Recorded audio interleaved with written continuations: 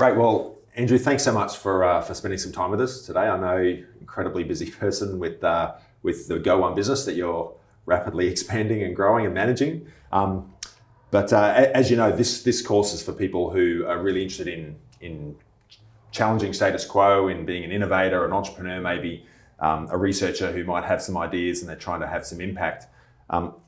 And from what I know and what I've read, and I know you're a UQ alum, done your PhD and other graduate studies, you've been on a fairly long journey, maybe not really long because you're not that old, but a reasonably long and circuitous journey to get to where we are here in Go1, globally successful company. So maybe initially just tell us a little bit about Go1. So where are we at now? And then what we might do is just reverse up a little bit and work out how we got here. So just give us an overview of what Go1 is. Yeah, and thank you for the invite, Cameron. Great to be here. And sort of your point around the academic and business journey, it's sort of funny, sort of get told in sort of the academic side that I'm too commercial, and then on the commercial side get told I'm too academic. So probably the sort of sweet spot of those two areas. So Go1, as an organization, we help companies train their staff. And so we do that across a variety of topics. It could be exciting topics like compliance training, which maybe not the most thrilling, but still very important sort of areas, through to upskilling and reskilling team members.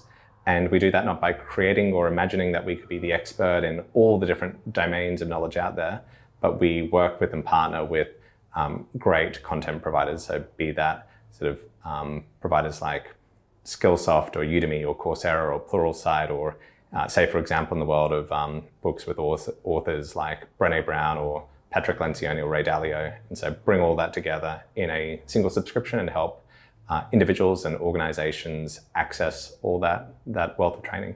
Awesome. That's great. And you've had tremendous success. So obviously you've found product market fit, business model fit that seems to be working and scaling. We're now at sort of a scale where we've got tens of millions of users. Someone completes a course on Go1 or a learning object on Go1 3 times a second.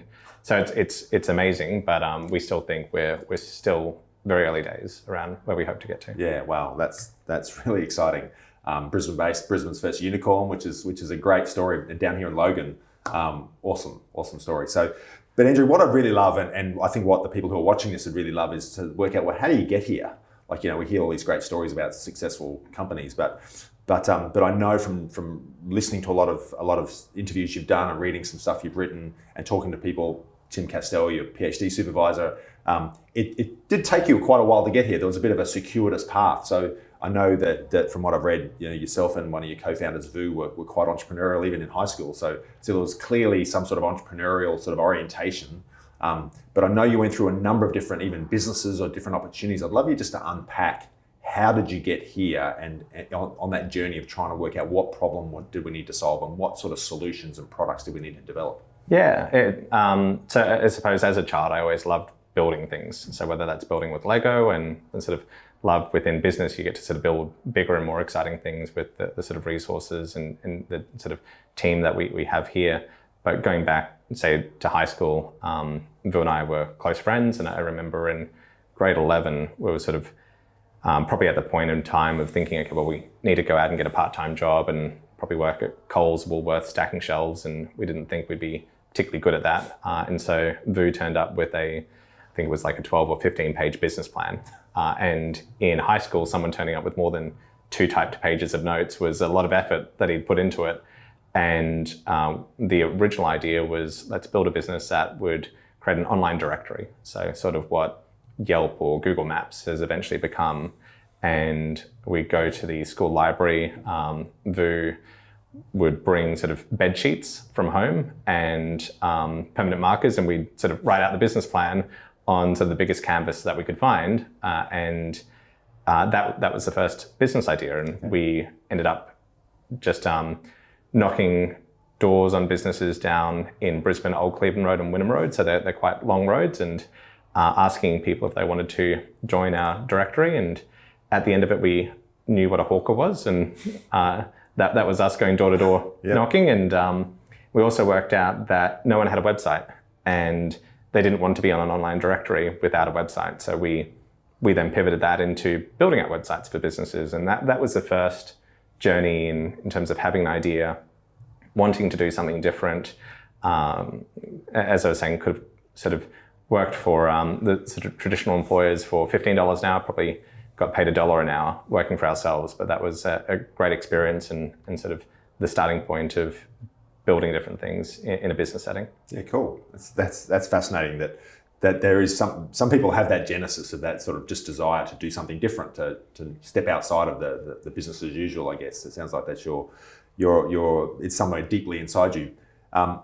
But we're talking before around this concept of ikigai, of this Japanese concept of what am I good at, what do I love, what does the world need, and what can I get paid for?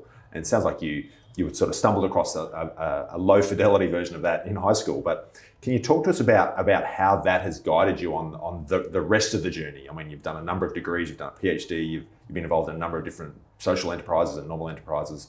Can you talk to us using that sort of ikigai sort of framework as to how did you go on that discovery process of what does the world need and what do I want to do? Yeah, so I think fundamentally sort of thinking about, well, what are the areas that I'm passionate about, and sort of and what are the sort of areas where I think I might have some capability in, and then overlapping that with what does the world need. And I think for myself, it's sort of, I've been really passionate about, okay, well, how can you help others? And I think education is one of those areas where, as you noted, I've sort of spent a long time in different sort of education institutions and been really fortunate to have sort of a great set of teachers, and sort of thinking about, okay, well, that has enabled me to do so much more. Thinking about education as something that if I can help others in that regard, then that's an exciting space to be. Yeah. Sort of joke in other interviews that my wife is a school teacher, so she learned that education was an exciting place to be probably a decade before I did, so I was just a bit slow to catch up. And also thinking about, okay, well, what are the areas that I sort of enjoy and have some hopefully some strengths, and I think it sort of relates to problem solving, it relates to technology, and so when we sort of had the idea for Go1 in 2015, it was really the combination of those. But at the same time, we're also thinking of other combinations of those same topics. And so a social enterprise that I co-founded at the time, an organization called Libramat, focused on how we can provide sort of dialogic book sort of reading, so parents and kids reading books together in sort of settings where that may not be sort of common practice, and providing sort of community laundromat facilities so that parents, typically mothers who would otherwise have to wash clothes by hand, could use these sort of washer and dryer facilities to have their clothes washed and use the time while they're waiting to do that book sharing program. And so that was sort of another idea that we're experimenting with all at the same time. Yeah, right. And that's fantastic, because I think you've got this common denominator of education, which is fundamentally about empowering people to be able to change what they're doing or to lift themselves to another level.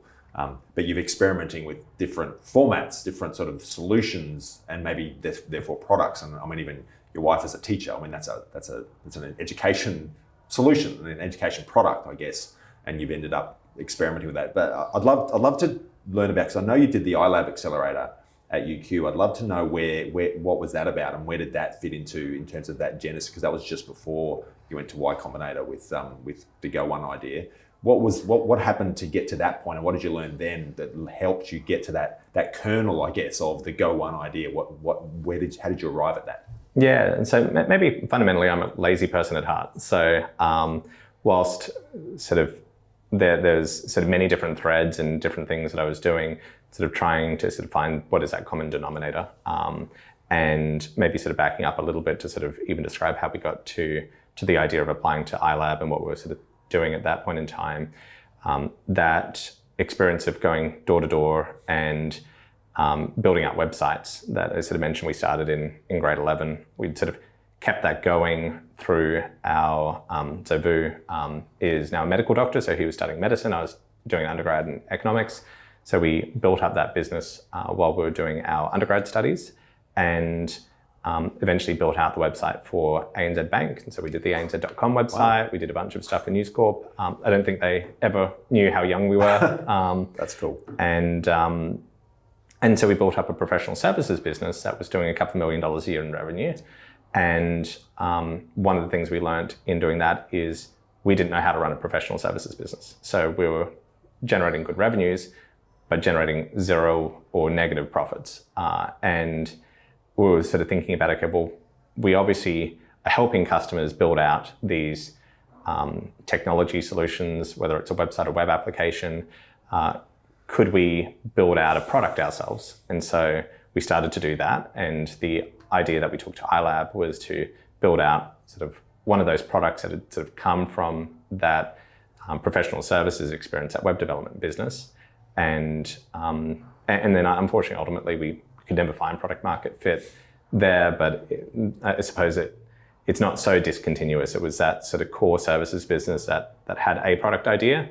And then eventually we sort of did the same, which ultimately became Go1 when we launched that in 2015. Yeah, great. I love that sort of story of understanding there's a problem and then building a solution, and that solution was not necessarily overly profitable. I mean, some questionable viability. And so you tried to productize that. So going from problem solution fit to a product market fit, so a different product. And then that just didn't work. And so therefore you pivoted again to the Go1. So do you remember when the Go1 thing just crystallized, and how did that sort of come about? Yeah, no individual sort of point in time. So with Go1, there are 4 co-founders, so Vu and myself, but also Chris Akeland and Chris Hood, and we'd been sort of working together in various ways, shapes and forms in some of those prior businesses, and had different experiences where we knew that, look, education's an exciting topic to be involved in. So some of the experiences that I was sharing around just knowing that education can unlock some amazing sort of outcomes for people. Vu, as a medical student, would intern at different hospitals, and every 3 months would have to spend 2 days just completing hand washing policy training, other things which he knew he could demonstrate he knew how to do, but because the hospital systems didn't talk to each other, had to sort of sit and redo all that training. And Chris Akeland at the United Nations working there thought, wow, an organization like that should surely have all their internal training sorted, and they didn't. And so in 2015, we'd sort of had all these different experiences, and I remember waking up at 2 a.m. one morning and thinking, okay, well, I know that Y Combinator, the applications close that next day. So I sent myself an email saying, let's remember to apply.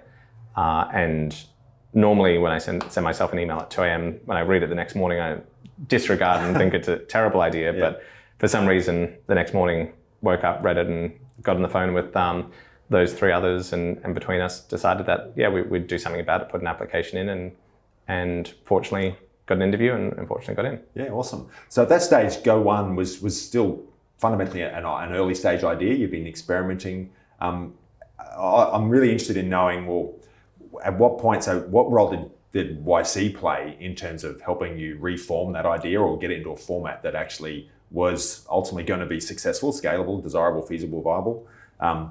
And then maybe after that is, well, when did you know that it actually was? When did you actually finally realize you had found this elusive product market fit? Yeah, so when we got into YC, we were sort of super excited. We knew that Dropbox, Airbnb, Reddit, Stripe, all these amazing companies had gone through Y Combinator. And so we were sort of rubbing our hands together, sort of waiting to be told the secret sauce for building a company, or the sort of silver bullet for building a startup. And to your question of how did YC help in that regard, in some ways it was sort of turning up day one and the advice being build something that people love. Yeah. It's like, great. But what's the secret sauce? And then to sort of peel back the onion and realize, no, it's really that simple. There's no mystery around it. It's the basics of building a successful business. The basics of building a successful startup are not rocket science. They're pretty obvious, but there's just a discipline in sort of not being distracted by all the fluff. And I think that was in some ways, what YC taught us, it wasn't necessarily anything that was a eureka moment. It's more just, okay, well, concentrate on the fundamentals. Think about how you delight customers, and then you can start building something from there. And so that, and then there's other sort of benefits. I think having sort of the artificial deadline of sort of a program means that you're working till 2 a.m. every day. You're sort of getting up the next day. There's sort of an intense focus, and I think that intense focus is a really useful thing. And I remember when I was finishing my honours thesis, my PhD thesis, it was similar. Like, you just work really hard, and if you're working towards something that you're excited about, then it doesn't feel like hard work. It's a lot of fun, and I think building the start of the business in that fashion was a great foundation for us, even if there was no sort of secret sauce around it. Yeah, I love that, and I talk about that all the time. I mean, it's so simple. It's not easy, but it's simple. Yeah. And I've heard Sam Altman talk about that quite a lot. The previous president of YC, is that it is simple. I mean, if they don't love it, it doesn't matter how good everything else is. You're going nowhere. Yeah. It doesn't necessarily mean that if they do love it, that it's still going to be successful, because you've still got to get the right business model that's scalable and profitable and viable. Yeah. So in that process, so you've obviously been building the Go1 business model effectively, I guess, and trying to find that perfect product market fit. What does the actual product need to look like? But what was it when you actually had realized that we've actually found that product market fit? How did you know that the product was actually great and the business model was actually going to work? Yeah, I don't think there was any singular point in time. So when we sort of applied to Y Combinator, we had the idea of this sort of course marketplace, and so we look at the sort of original decks that we had, and it's basically what we are today. So it's not necessarily changed a lot. But when you're sort of building up a two-sided marketplace, I remember we'd go out to content publishers and say, look, would you like to join our marketplace? And they'd say, how many customers do you have? And we'd say 5. And so they'd not so politely tell us to get stuffed. Yeah. And on the reverse side, we go to organizations and say, would you like to use our course marketplace? And they'd say, how many courses do you have? And we'd say 8. And that wasn't appealing to them.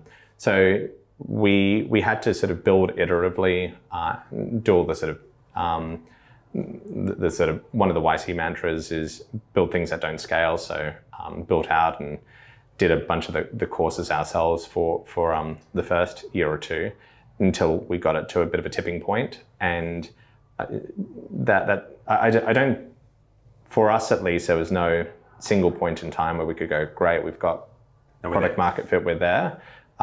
There's always just 100 new things to fix. And so, and that's true today, that there's 100 things that we need to fix and improve, and that is that's life. If you sort of focus on how you can make tomorrow better than today, then that's exciting. Yeah. And then I think for us, we could start to see when customers were willing to pay for it, and when we could see that there was not just one unique customer, there was 10 of them or 100 of them, and then you start to sort of feel, okay, well, maybe it's not something that's incredibly niche. When you can see this working across multiple industries, multiple geographies, then you go, okay, well, sort of feels like we're onto something, and let's sort of run with it. Yeah, great.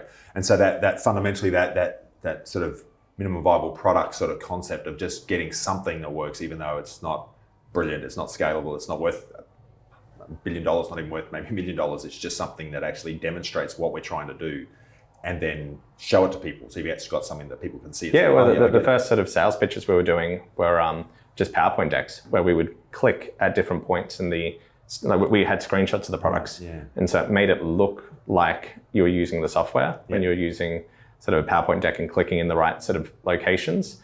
But you just had to memorize exactly what the narrative was, because we hadn't built it. We were just demoing what we were going to build. Yeah. And then when you can convince a customer to sign a contract and buy it before you built it, then that's great validation. Yeah, that's such a great point. And I remember seeing the Dropbox sort of initial video, the animation they did. It's just a pretty low fidelity, extraordinarily low fidelity animation of this is how it works and this is why people want to use it.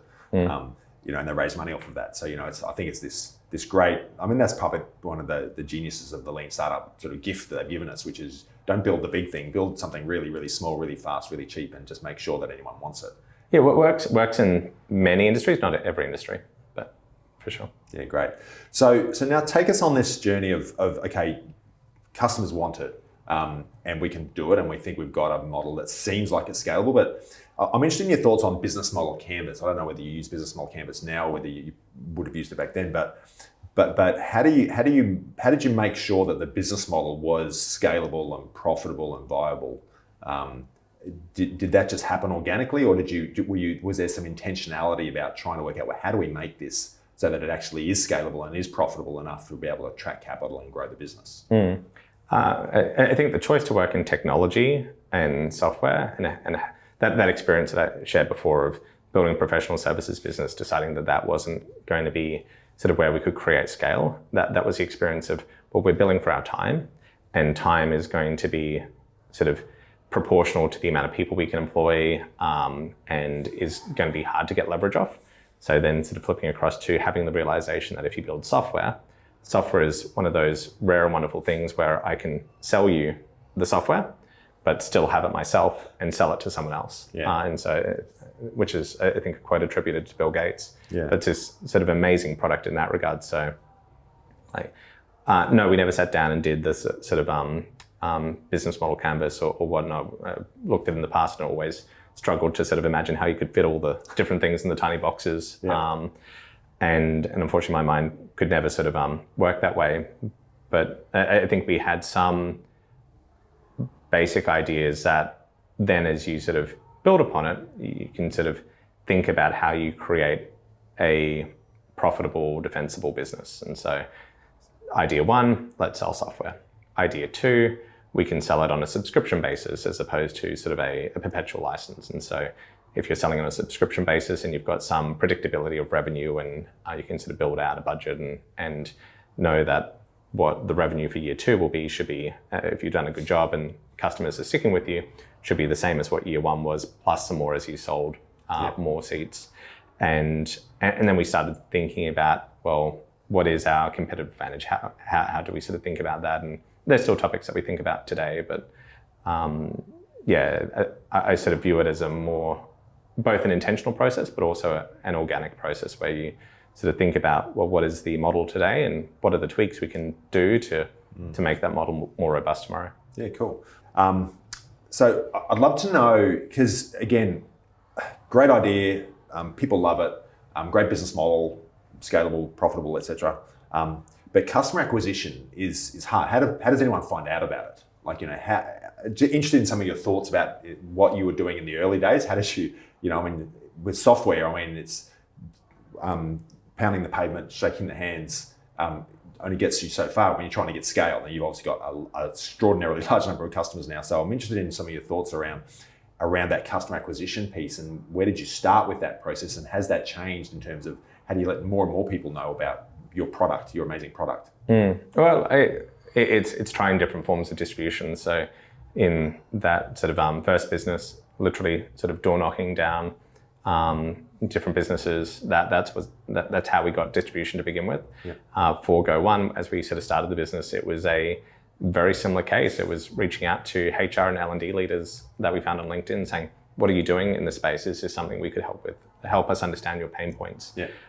It was attending industry events and conferences, and remember sort of seeing a photo of one of our booths at an industry event where the team had put up the banner for us. That was sort of a cloth banner that had been stuffed in into their suitcase, and so it was creased and crinkled and looked atrocious. And so you just try different things, and for us, one of the areas that we've seen a lot of success is having sort of a partner channel where we go to market with partners that refer and resell our product. Right. But it'll be different models for different businesses, and you can imagine sort of a consumer business having very different sort of go-to-market strategies and a B2B SaaS company. Yeah, great. A lot of what we talk about is breaking an opportunity or an idea down into the why, the who, the what, and the how. So, I mean, the why seems fairly clear. I mean, you're trying to empower people or equip people, give them capability to do what they need to do. So the who seems to be, I mean, I guess the who is expanding, but I'm interested in your ideas around this temptation. You know, a lot of companies, when they get to a certain size, and you guys are a pretty big size, about, you know, how do you expand? You know, just try and stay in the channel and go deeper and just try and do what you're doing and apply it to more people? Or do you look at expanding what you're doing to the same number of people, like sort of brand extension versus product development? Can you talk to us about how you're thinking about that now in terms of where to next? How do you get from where you're at now to where you'd like to be in 5 or 10 years' time? Yeah, so if we start with the why, so we internally have the mission of unlock positive potential through a love of learning. So we sort of think of that as our role is to help equip, but then the sort of awesome stuff that people do is sort of based on what they want to sort of bring to life in the world. And then in terms of the who, when we launched the business, we were really intentional to focus on corporate education. So we'd been consumers of education through sort of high school and tertiary settings.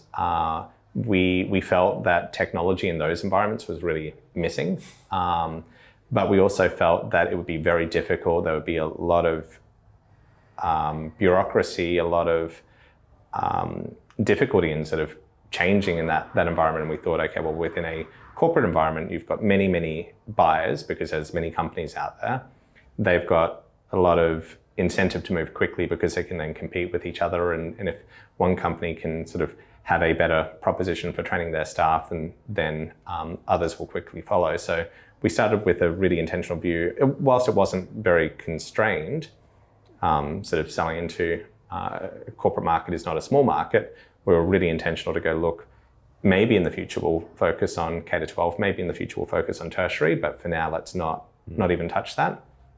And then within the corporate setting, it was a little bit dictated by, well, what's the product that we're offering? And in sort of day one, we're offering something which is like a great product, but not enterprise ready. So not having sort of all the sort of security compliance certifications done as a business, having sort of a smaller sort of team and whatnot means that you can't sort of necessarily go and sell to Amazon or Microsoft day one.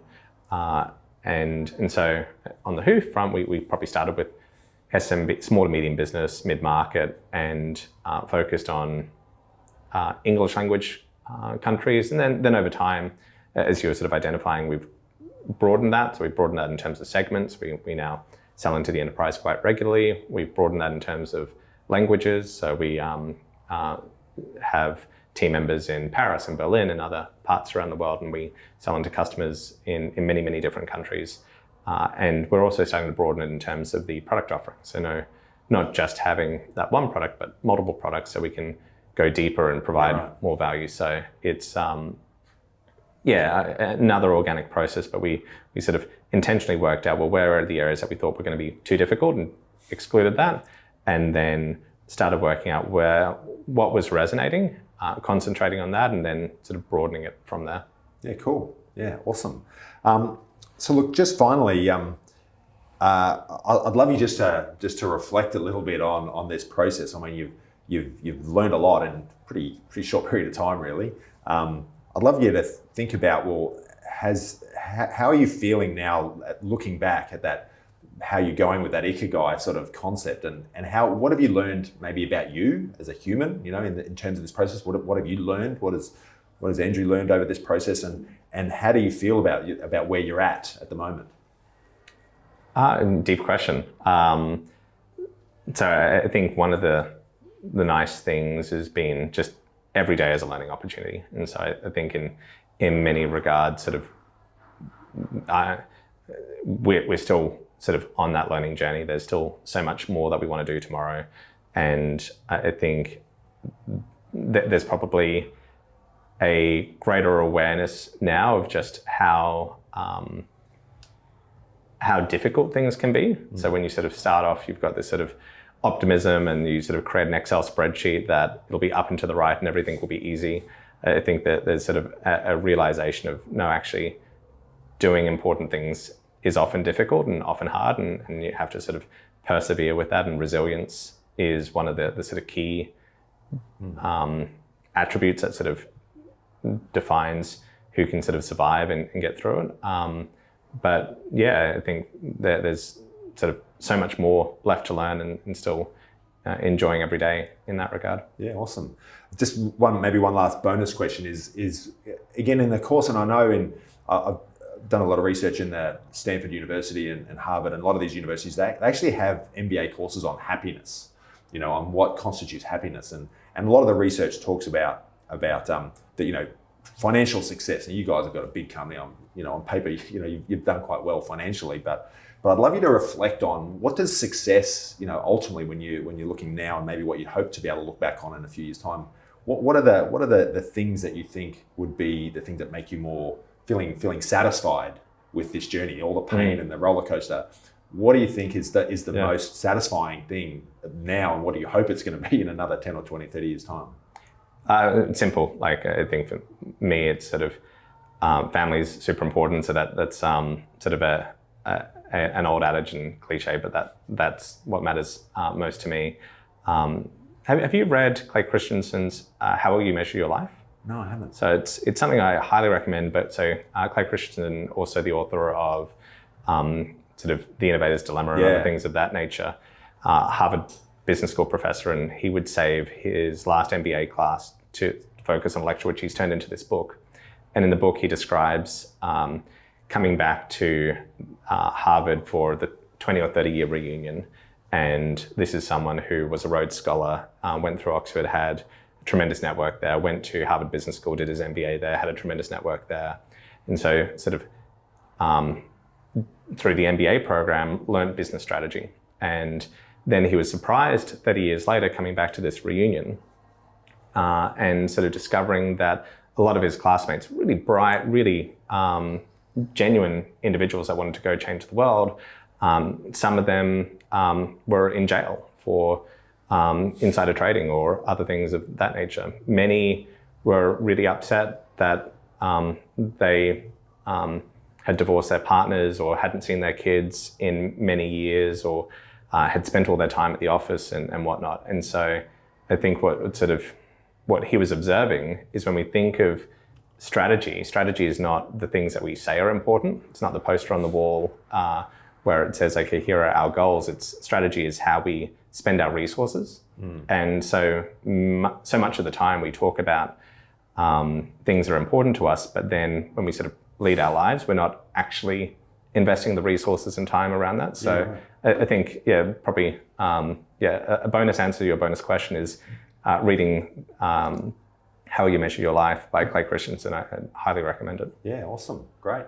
Well, thanks, Andrew, for your time. I really appreciate that. It's been really helpful, I think, for me, and I'm sure it's going to be helpful for anyone who sees this, which is really understanding the inside workings of someone who's actually had a crack at a lot of different things and finally found something that works. And not everyone gets that success, but to see your humble sort of reflection on that and thinking, well, it's actually not just all about me. It's actually about the difference we're making and my own life and my own extended family and network and making a difference there. It seems to be the thing that drives you most, which I'm really, really pleased to hear. So a great story. Thanks for your time, and look forward to hearing what happens next.